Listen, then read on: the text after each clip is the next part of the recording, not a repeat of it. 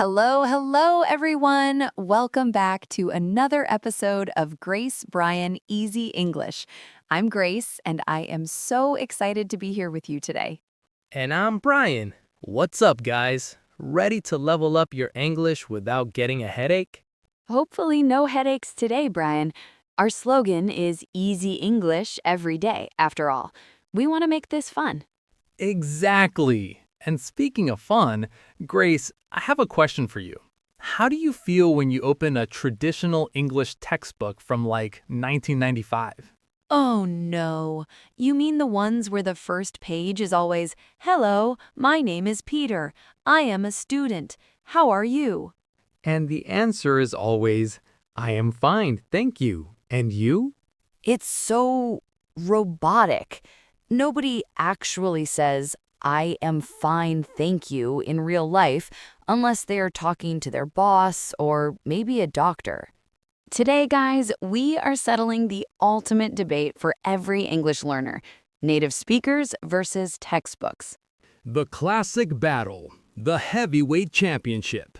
In the blue corner, we have the Grammar Bible, the 500-page book that weighs more than a small dog. And in the red corner, we have the native speaker, who speaks at 200 miles per hour and uses words that aren't even in the dictionary. Exactly. Our listeners, who are mostly 15 to 25, are right in the middle of this. You guys are studying for school, taking the IELTS or TOEFL, but you also want to watch Stranger Things or talk to people on Discord without feeling like a robot. It's a struggle. I see it in the comments all the time. People say, Grace, Brian, I studied for 10 years. I know the past perfect continuous, but I can't understand a single word in a Travis Scott song. Why? We're going to answer that today. We're going to look at why textbooks make you sound like a Victorian ghost, why native speakers are actually lazy with language, and how you can find the golden middle ground. Golden middle ground. I like that. Sounds like a place where they give out free tacos and perfect grammar. I wish. But before we dive in, remember to hit that subscribe button if you're watching on YouTube at Grace Bryan Easy English. Our goal is easy English every day, and we want you to be part of the journey. Okay, Ryan, let's start with the books. I know you love to make fun of them, but let's be honest. Can you really learn English without a book? Honestly, you can, but it's like trying to build a house by just looking at other houses. You might get the walls up, but the plumbing is gonna be a mess. That's a great analogy. Textbooks are the plumbing of language. They show you how the water flows, or in this case, how the logic flows. Mm, For B1 and B2 learners, structure is everything. At this level, you aren't just saying, "I want water." You're trying to say, "I wish I had remembered to bring my water bottle." See, that sentence right there, I wish I had remembered, that's a third conditional mixed with a gerund. If you just listen to native speakers, you might hear it, but you won't understand why it's used. You'll just think we're making weird noises. Exactly. Books provide clarity. They give names to the things we do naturally.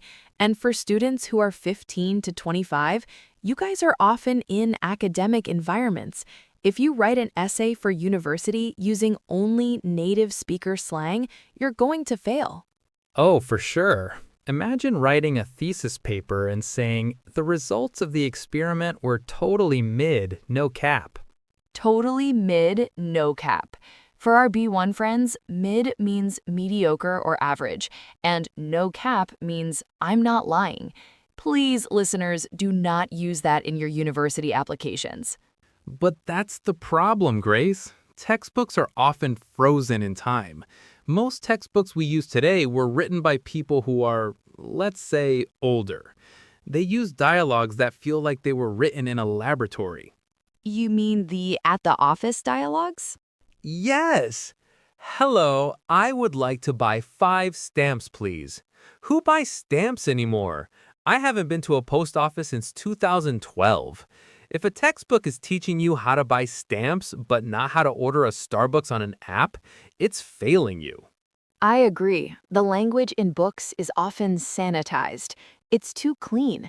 They remove all the ums, likes, and ers that make English sound human. When a B2 student hears a real person talk, they get listening shock because it's so messy. Listening shock. That's a real thing. It's like training for a marathon on a treadmill and then suddenly being asked to run through a jungle.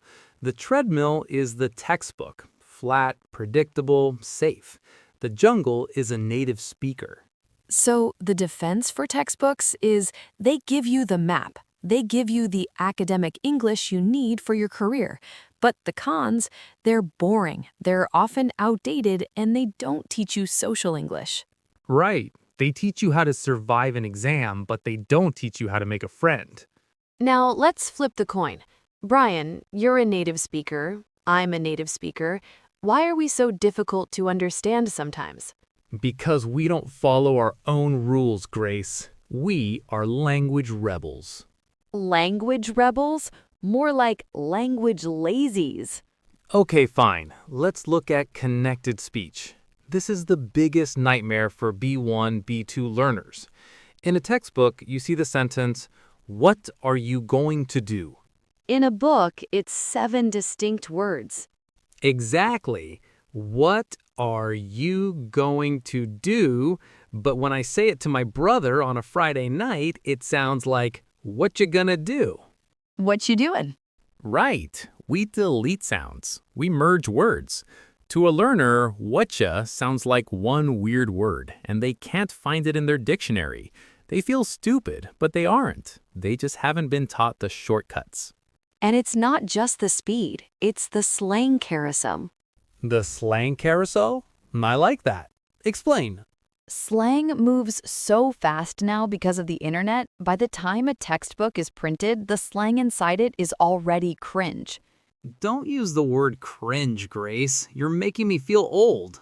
But it's true. 10 years ago, if something was cool, you'd say, that's sick. 5 years ago, maybe that's lit. Now, people say that's fire or that's a vibe. If a student uses lit today, a 17-year-old might look at them like they're a dinosaur. That's a huge pro for learning from native speakers. You get the current version of the language. You sound like a person living in 2026, not a person living in 1998. But here's the con, and it's a big one. Native speakers are often terrible at explaining why. Oh, 100%. If a student asks me, "Brian, why do you say I'm interested in, but I'm excited about?" My only answer is because interested about sounds like nails on a chalkboard to me. Exactly. We don't know the prepositions, we just feel them. If you only rely on native speakers, you might pick up their bad habits. Native speakers make grammar mistakes all the time. Ugh, don't even get me started on there, and there. Half of the native speakers on my Facebook feed don't know the difference. Or I should have went instead of I should have gone. If a B2 student copies that, they might actually lose points on an English exam because they are copying a native speaker's mistake. So the native speaker reality is they give you the cool factor and the speed, but they can be confusing, inconsistent, and sometimes just plain wrong about the rules. All right, let's take a break from the heavy theory. Brian, I have a challenge for you. Since our channel is for the 15 to 25 demographic, let's see how native you really are with modern English. I have 5 terms here. You have to explain them like you're talking to a B1 student who only knows textbook English. I was born for this. Let's go. Ghosted. Okay, textbook version. To cease all communication with someone without explanation. Imagine you're texting a girl or guy you like. You're vibing, everything is great. Suddenly, silence. They don't reply for 3 days. They are a ghost. You've been ghosted. Perfect. Word number 2, salty. Containing salt. If your friend loses a game of FIFA or Valorant and starts complaining that the game is broken or unfair, he is being salty. He's annoyed or bitter about losing. I love that one. Word number 3, rent-free. Ooh, this is a good one. Textbook version, living in a place without paying money. Native version, we use this for thoughts. If I can't stop thinking about an embarrassing thing I said 3 years ago, that memory is living rent-free in my head. It's taking up space and I can't get rid of it. I have a lot of those memories. Word number 4, tea. It means gossip. If I say, Grace, spill the tea, I'm asking you to tell me the juicy secrets about what happened at the party last night. And finally, word number 5, flex. To contract a muscle. If someone posts a photo of their new iPhone 17 or their expensive car, they are flexing. Sometimes we say, weird flex, but okay, which means that's a strange thing to show off about, but whatever. See, these are words you will never find in a standard B1 textbook, but you will hear them in every single YouTube vlog or TikTok comment section. And that's why you need to listen to real people. But Grace, I have a quiz for you now. Oh no. Since you love textbooks, I'm going to give you 3 old-school idioms that are in books but nobody under the age of 40 actually says. You tell me if they are still cool or if we should delete them. Bring it on. It's raining cats and dogs. Delete, please. I have never heard a native speaker say this in my entire life, unless they were making a joke about how old-fashioned it is. Just say it's pouring or it's raining really hard. Agreed. Idiom 2. How do you do? Delete. It's too formal. It sounds like you're meeting the Queen of England. Just say, how's it going? Or how are you? To be full of beans. My grandmother says that. It means to have a lot of energy. It's cute, but if a 20-year-old says, I'm full of beans today, people will think they had a very heavy breakfast. We'd probably just say, I'm hyped or I'm so energetic today. Exactly. So for our listeners, be careful with idioms in books. They are often idioms of the past. So we've talked about why both sides have flaws. Now, how do we actually learn? Brian, have you heard of comprehensible input? Is that a new type of charging people? No, it's a theory by a linguist named Stephen Crackin. Basically, it means that we learn language best when we listen to or read things that are just one level above our current level. Oh, so if I'm B1, I shouldn't try to read Shakespeare? Exactly. If you try to read Shakespeare, you'll understand 5%. That's not learning, that's just suffering. But if you listen to a podcast like ours, where we speak naturally but explain things, you might understand 80%. That 20% of new stuff is where the magic happens. This is why I always tell people to watch movies with English subtitles, not their native language subtitles. Yes, let's talk about that. Why is that so important for B2 learners? Because at B2, you already know the words. Your problem is connecting the sound to the spelling.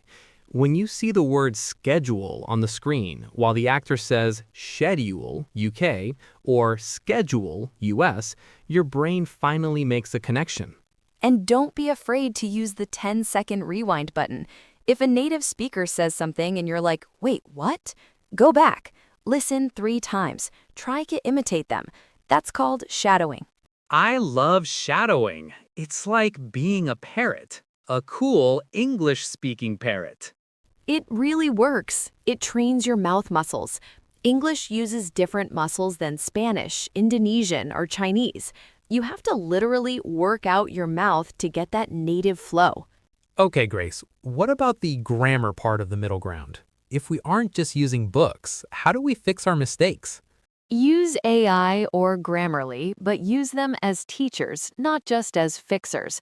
If ChatGPT changes your sentence, ask it, why did you change this? That's smart. Treat the AI like a textbook that you can talk to. Precisely.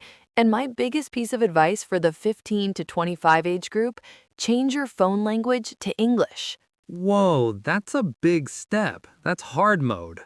It is, but think about it. How many times a day do you look at your phone? 100? 200? If you see words like settings, notifications, storage, and privacy every day, you don't have to study them, you just know them. It becomes passive learning. You're absorbing English while you're trying to find your friend's latest post on Instagram. We have to talk about something that textbooks never teach, and that is culture. Oh man, this is where people get into trouble. You can have perfect grammar and still be rude or weird because you don't know the culture. Right. For example, small talk. In some cultures, you just say what you want. You walk into a shop and say, "Give me a coffee." If you do that in London or New York, the barista will give you the look. The look of judgment. In English-speaking cultures, we use politeness markers. We say, "Hey there, how's it going? Could I please get a medium latte when you have a chance? Thank you so much." It's like a dance. You have to do the polite dance before you get your caffeine. Textbooks teach you, "I would like a coffee," but they don't teach you that you need to ask the barista, "How's your day?" first. And what about sarcasm, Brian? You're the king of sarcasm. Sarcasm is the final boss of English learning. If it's raining outside and I say, "Wow, what a beautiful day," a B1 student might look at me and think I'm crazy. But Brian, it's raining. Exactly. You have to listen to the tone of voice. Native speakers use tone to change the meaning of words completely. Books can't teach you tone. This is why vlogging content is so good for learners. You see the person's face, you see their body language, and you hear their tone. It gives you the social context that a white page in a book just can't provide. Also, let's talk about softening language. Native speakers hate saying no directly. Oh, that's so true. If I invite you to a party and you don't want to go, what do you say? I don't say, "No, I will not come." That sounds like I'm angry. I'd say, I'd love to, but I'm a bit busy tonight." Or, "I might stop by later," even though I know I'm going to stay home and play video games. I might stop by later is the international code for "I'm not coming." B2 learners need to know these secret codes so they don't get confused when their native friends never show up. The Wild West of English. It really is. I saw a comment the other day that said, "This song slaps, frufra, no cap." This musical composition is excellent. For real, I am not lying. It sounds so funny when you say it like that. But here's my question. Should students study this? Is it a waste of time? I don't think it's a waste of time. I think it's niche English. If you want to be part of an online community, whether it's gaming, fashion, or tech, you need to know the internet slang of that community. But you also have to know when to turn it off. Precisely. It's called code switching. That's a B2 level term right there. Code switching is the ability to change how you speak depending on who you are talking to. Like, when I talk to my grandma, I'm textbook Brian. I say, "Yes, grandmother, I am doing quite well. Thank you for asking." And when you talk to me, Yo, Grace, did you see that clip? It was insane. I'm literally dead. I'm literally dead. Another important one. If a native speaker says they are dead or dying, they are usually just laughing very hard. Don't call an ambulance. Please don't. That would be an expensive mistake in the US. So for our listeners, use social media to learn the slang, but don't let it replace your formal English. You need both to be a full spectrum speaker. Okay, let's get practical. Let's give our listeners a game plan for the next 30 days. How do they balance native speakers and books? Step 1. Identify your weak spot. If you can pass a test but can't understand the movie, you need more native input. If you can understand movies but your grammar is a disaster, you need to open a book for 20 minutes a day. Step 2. The 5-minute rule. Every day, find a 5-minute clip of a native speaker talking about something you love. If you love makeup, watch a makeup tutorial. If you love basketball, watch NBA highlights. Why something you love? Because your brain doesn't want to learn English. It wants to learn about basketball. The English is just a tool. Step 3. Use Urban Dictionary wisely. If you hear a word on a show that isn't in your Oxford Dictionary, look it up on Urban Dictionary. But big warning, Urban Dictionary has a lot of not safe for work stuff. Be careful. Step 4. Find a speaking partner. It doesn't have to be a native speaker. It can be another B2 learner. The goal is to activate the words in your brain. And step 5, don't be a perfectionist. Exactly. At the B1-B2 level, your goal is communication, not a perfect score. Wow, Brian, I think we've covered a lot today. My brain is actually starting to feel like a textbook.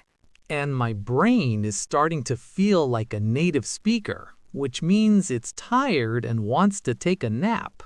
Before we go, let's wrap this up. Textbooks, they are your foundation. Native speakers, they are your personality. You cannot have one without the other. It's like Batman and Robin, or pizza and cheese. They just work better together. To everyone listening, your English journey is unique. Don't feel bad if you can't understand everything yet. You are at the intermediate plateau, that place where it feels like you aren't improving, but you are. Just keep showing up. That's why our slogan is Easy English Every Day. It's not about studying for 5 hours once a week. It's about 5 minutes every single day. We have a challenge for you this week. Find one native slang word and use it in a comment on one of our videos. We will try to reply to as many as possible. I'll be looking for some salty comments or maybe someone flexing their English skills. Thank you so much for hanging out with us today. This has been at Grace Brian Easy English. I'm Grace. And I'm Brian. And remember, easy English every day. Easy English every day. Bye everyone. See you in the next video. Peace!